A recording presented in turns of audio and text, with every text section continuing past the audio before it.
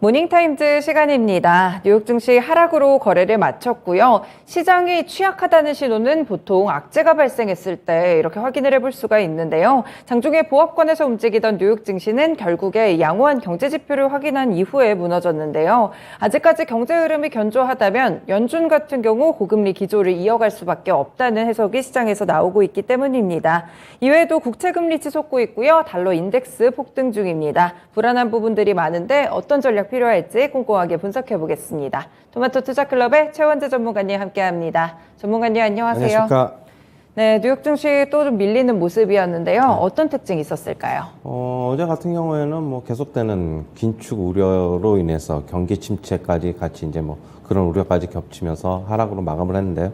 다우는 0.5% 하락, 나스닥은 1.4% 하락, S&P 500은 1.1% 하락했습니다. 은행주들이 한 1% 정도, 1% 후반 정도의 강세를 좀 나타냈고요. 그 다음에, 차지포인트 홀딩스, EV9, 전기차 충전 관련 기업이 각각 5.9%, 9% 급등을 했습니다. 그 다음에 팔란티어 테크놀로지가 5% 상승했고, 금융서비스 업체인 소파이 테크놀로지가 3.9% 상승. 여행주들도 강세를 나타냈는데, 카니발, 로얄 캐리비안 크루즈가 모두 3%대 강세를 나타냈습니다. 2차 전지 업체인 퀀텀스케이프가 3.7% 상승했고요. 그 다음에 자율주행 라이더 관련 업체인 루미나 테크놀로지가 6.3% 상승. 워너브라더스 디스커버리가 3.6% 상승했고, 소프트웨어 업체인 UiPath가 5.8% 상승했습니다. 빅테크 주식들 중에서는 넷플릭스가 5% 상승을 했는데요. 광고 삽입 요금제 도입이 긍정적이다라는 평가를 얻으면서 강세를 나타냈습니다. 에버코어 증권에서는 목표가를 245달러에서 300달러로 상향 조정했고요. 광고 삽입이 성장세를 크게 견인할 것이다 라고 얘기를 하고 있습니다. 그 다음에 카지노 업체인 윈리조트가 7.5% 급등을 했는데요. 크레디트 스위스 증권 측에서는 비중 확대로 투자 의견을 상향 조정했습니다. 그리고 목표 주가는 117달러를 제시했고요. 지금 컨벤션 센터 확장이 긍정적이다라고 얘기를 하고 있고, 그리고 지금 아직까지 마카오 카지노가 운영이 정상화가 아직 안 되고 있는데, 만약에 정상화가 되면은 주가는 급등할 것이다 라고 얘기를 하고 있습니다. 그 다음에 신규 실업수당 청구 건수가 21만 3천 건으로 집계가 됐는데요. 5주 연속 감소세입니다. 그럼 예상치인 22만 7천 건보다 하회했고요. 그 다음에 브릿지워터 자산운용의 레이달리오 헤지펀드 매니저는 금리가 4.5% 정도로 오르면은 주가는 현재보다 20% 정도 더 하락할 것으로 보고 있습니다. 지금 기준금리가 4.5에서 6% 정도로 올라야 할 것이다라고 얘기를 하고 있고요. 지금 인플레이션에 대한 투자자들의 기대가 너무 낙관적이다라고 얘기를 하고 있습니다. 지금 낙관적으로 보는 사람들은 향후 10년간 물가 상승률이 2.6% 정도로 내려올 것이라고 예상을 하지만은, 지금 자기 같은 경우에는 향후 10년간 5%에 달하는 인플레가 유지될 수 있다라고 경고를 하고 있습니다.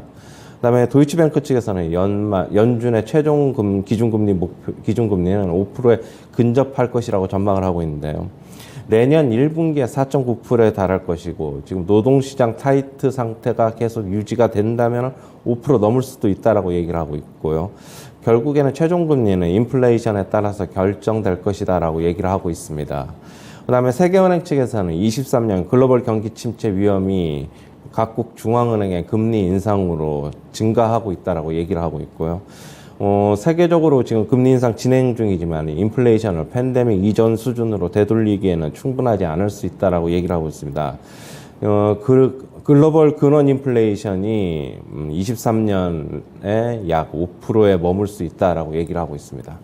네, 이렇게 개별 종목들과 더불어서 시장에 있는 이슈들 함께 좀 체크를 해봤습니다. 일단 뉴욕 증시 같은 경우에 장중에 확실히 한 번 더 이렇게 저점 낮추면서 확 빠지는 느낌이었는데, 이렇게 변동성이 있는 게 결국 약세장인 것 때문이죠. 그렇죠. 지금 누구든지 다 얘기하듯이 지금 여기서 강세장은 아니지 않습니까? 지금 추가적으로 조금 더 하락할 것이라고 보고 있어요. 네. 네, 그렇군요. 일단 발표된 경제 지표들을 봤을 때는 좀 긍정적인 부분들도 있거든요. 특히나 고용시장 이제 나타내는 신규 실업수당 청구 건수가 말씀 주신 대로 5주 연속 감소세를 좀 기록하고 있는데, 고용시장은 전혀 타격이 없는 건가요? 지금 현재로는 봐서는 뭐 조금씩 씻고 있기는 하지만은 계속적으로 어떻게 보면은 일자리는 여전히 뭐 풍부하다 뭐 그렇게 좀 보고 있고요. 네. 만약에 이런 고용 지표가 금리 인상 사이클이 아니면은 네. 상당히 주가에는 뭐 도움을 주겠죠. 뭐 계속적으로 골디락스로 가는 거니까. 그러나 금리 인상 사이클에 접어든 만큼 고용 시장의 침체를 바라는데 그게 아니니까 자꾸 시장에 어떻게 보면은 결국은 해석이 안 좋게 나오는 것으로 보고 있어요. 그러니까 연준이 결국엔 좀 마음 편하게 금리 인상을 할 수 있는 그런 지표들이 형성이 되고 있는 건데, 그럼 9월에 여전히 지금 울트라 스텝 가능성이 좀 있나요? 시장에서 좀 아니요, 변화? 저는 그렇게 보고 있지는 않고, 왜냐하면은 8.5% 지난달에 8.5%보다는 CPI가 내려왔기 때문에 그래도 네. 예상치보다는 소폭 상회했지만은 만약에 뭐 8.5%를 넘었으면 울트라 스텝이 강하게 좀 어떻게 보면 밀어붙일 수도 있지만은 지금은 그런 단계는 아니라고 보고 있습니다. 결국에는 시장에 지금 형성되는 기류도 결국엔 75bp만 할 것으로 보고 있습니다. 네, 그렇군요. 일단 자이언트 스텝으로 무게가 쏠려 있는 시점입니다. 그리고 레이달리오가 이제 금리가 4.5% 정도 오르면 주가가 20% 정도 하락을 예상한다고 하는데, 이게 현재 시점 기준에서 더 빠진다는 맞아요. 건가요? 지금 현재 시점보다 그렇게 얘기를 하고 있는 것으로 보고 있어요. 네. 그러면은 금리가 어쨌든 간 4.5%, 뭐 충분히 오를 수 있는 부분인 것 같아가지고 20% 이상 좀 더 하락할 여지 하방 열어놓고 보는 거죠.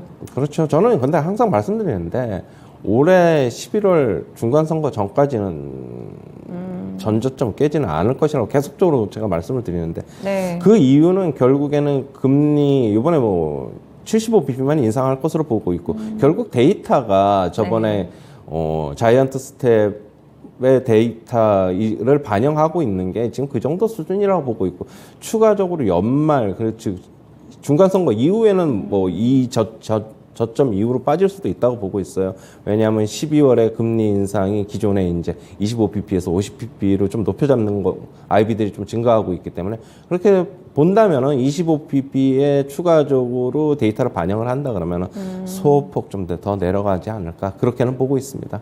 도이치뱅크 쪽의 의견을 좀 참고해 보면 최종 금리가 5% 정도에 근접할 거라고 보는데, 그러면 이게 시점이 한 내년 정도인가요? 여기서는 그렇게 보고 있어요. 내년 1분기에 한 5% 정도에 달할 것이라고 보고 있고 결국에는 계속 노동시장을 얘기를 하는데 네. 지금 노동시장이 타이트하단 말이에요. 결국에는 일자리가 실업률이 어느 정도 지금 연준이 한 4.5% 정도, 뭐 5% 정도까지는 좀 높이려고 하는데 실업률을 높여야지 수요가 어떻게 보면은 좀 죽잖아요. 네. 그래도 본다면은 수요를 죽이려고 하는데 노동시장은 강하다. 결국은 수요 안 죽는다. 계속 이 악순환이 돌아가고 있는 것으로 보고 있어요. 네, 그렇군요. 그리고 세계은행 측도 보면은 글로벌 경기 침체 위험이 내년도에 증가를 할 거라고 봤는데, 올해는 좀 금리 인상에 대한 걱정들이 있다면 내년은 또다시 또 그런 경기 침체를 우려를 해야 되는 건가요? 그렇죠. 뭐 계속 그런 상태로 갈 것이라고 보고 있어요. 일단은 내년에는 경기 침체 들어가는 것은 거의 확실하다고 네. 보고 있어요. 왜냐하면 뭐 10년 만기 국채금리나 지금 2년 만기 국채금리가 역전된 지 오래됐는데 네. 그거가 오면은 결국에는 경기 침체 오는 거고 지금 오래가 됐는데도 불구하고 그 폭은 금리 차의 폭은 점점 더 커지고 있다.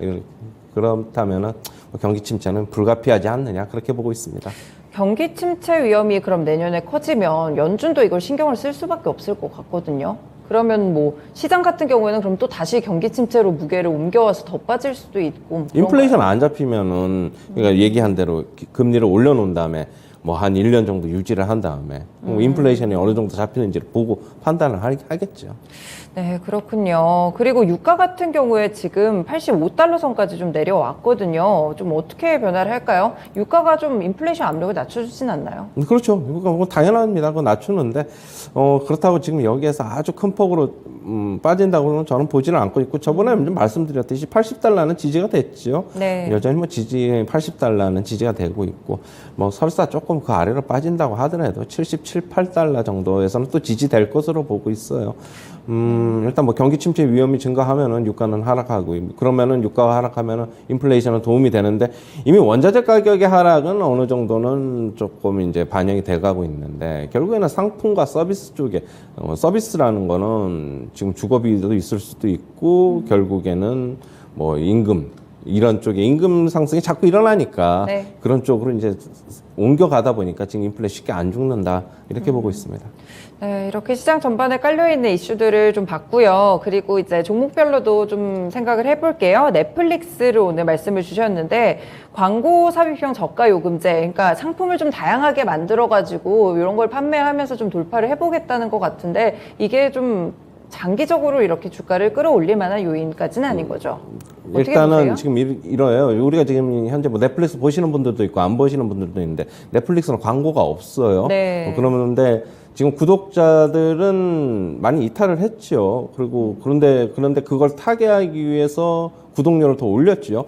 그렇다고 보니까 구독자가 또 더 이탈할 수도 있다는 분위기. 네, 그러면은 네. 저가 요금제를 만드는데 대신 중간중간에 광고를 삽입하겠다. 그런 구독료를 신청을 하는 사람에게 대해서는 그렇다고 본다면은 지금 에버코어 측에서는 일단은 광고비를 받으면은 당연히 어떻게 보면 매출 네. 실적에는 도움이 되겠지만 영업이익률도 올라갈 것이고 그런 것을 긍정적으로 평가한 것으로 보고 있고 JP모건 측에서는 반대로 네. 조금 더 이게 효과가 있을지는 지켜봐야 된다라고 얘기를 하고 있습니다.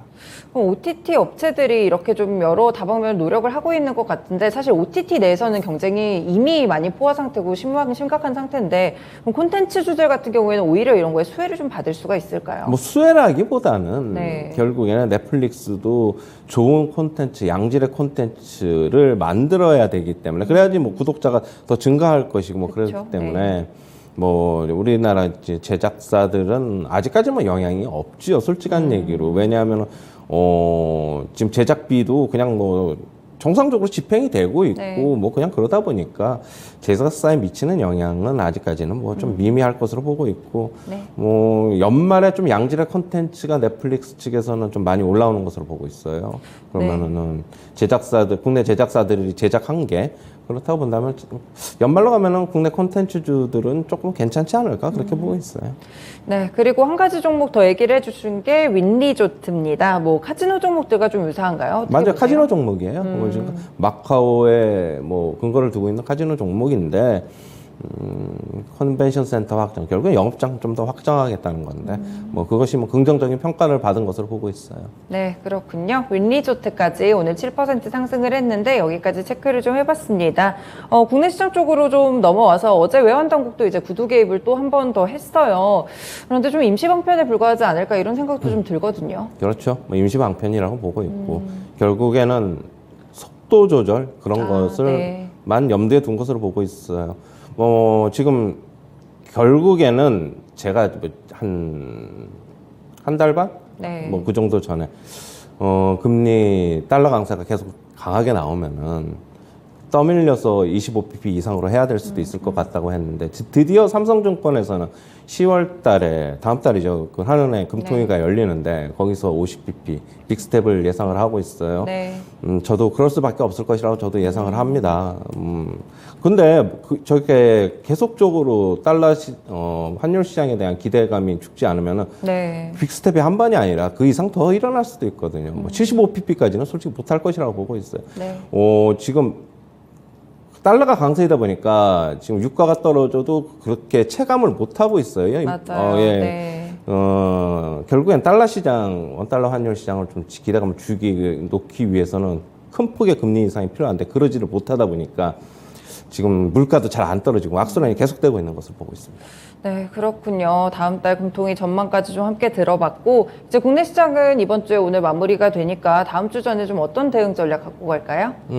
일단은 뭐 계속적으로 어제도 이제 말씀드렸는데 코스피 시장 박스권으로 보고 있어요. 이게 여전히 뭐 2,360, 70. 네. 뭐 소폭 조금 더 빠지면은 2,350 일시적으로 하회할 수도 있다고 보지만 전반적으로 내려오다가 올랐다가 내려왔다가 올랐다가 약간 이제 계속 그런 시스템이 네. 계속 될 것이라고 보고 있어요. 미국 시장하고 비슷하게 갈 것이라고 보고 있어요. 대신 반영하는 거는 그날 반영이 아니라 일시적인 기간을 두고 반영을 할 것이고 오히려 미국 시장 많이 빠졌을 때 우리나라 시장 상승할 수도 있고 올랐을 때 빠질 수도 있다라는 거는 염두에 둬야 된다라고 보고 있고 전체적인 큰 맥락은 그렇게 봐야 된다. 네. 뭐 급락보다는 여기 네. 점진적으로 상승 하락이 반복될 것이다. 그렇게 보고 있습니다. 네, 그렇습니다. 이렇게 국내 시장 전망까지 함께 좀 들어봤습니다. 한 주간 고생 많으셨어요. 고맙습니다. 네, 현재 미국 시장은 전형적인 약세장 흐름 기록하고 있고요. 국내 시장도 같은 이슈에서 피하기는 어렵습니다. 원달러 환율에 대한 부분들 더욱더 주의 깊게 봐야 하는 구간인데요. 일단 다음 주에 또 9월 FOMC라는 큰 이슈가 있기 때문에 이 전에 좀 대응 전략들 드린 대로 활용하시면서 전략 잡으시면 좋을 것 같습니다. 지금까지 모닝타임즈 시간이었습니다.